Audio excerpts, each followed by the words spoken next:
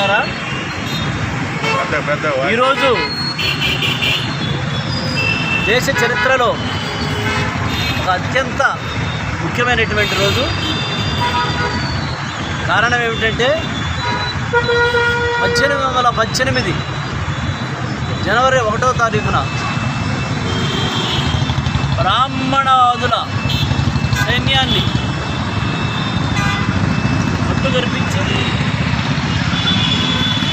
అమర సైన్యం విజయం సాధించినటువంటి రోజు ఈరోజు. ఏమిటి ఇది అని చెప్పని మనం ఒకసారి చరిత్రలోకి వెళ్ళి చూస్తే 1818కి ముందు మహారాష్ట్రలోని పుణే ప్రాంతంలో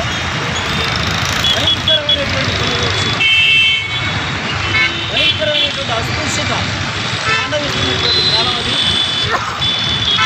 మొత్తం భారతదేశంలోనే ఒక ఉదాహరణగా చెప్పుకుంటున్నటువంటి ముడ్డుకి తాటాకు, మూతికి ముంత కట్టి తిప్పినటువంటి ప్రాంతం పీష్వాల ప్రాంతం, మహారాష్ట్ర పుణే ప్రాంతం. ఆ పుణే ప్రాంతంలో పీష్వా బ్రాహ్మణుల యొక్క పాలన కొనసాగుతూ ఉండింది. ఆ పీష్వాల ఆధ్వర్యంలో ముఖ్యంగా దళితుల పైన చాలా భయంకరమైనటువంటి అణచివేతని, వివక్షతని, అస్పృశ్యతని పాటించినటువంటి కాలం అది. మొత్తం సూత్రలోకమే చాలా భయంకరమైనటువంటి ఇబ్బందులని, చాలా భయంకరమైనటువంటి అణచివేతని, దోపిడీకి గురైనటువంటి కాలం అది.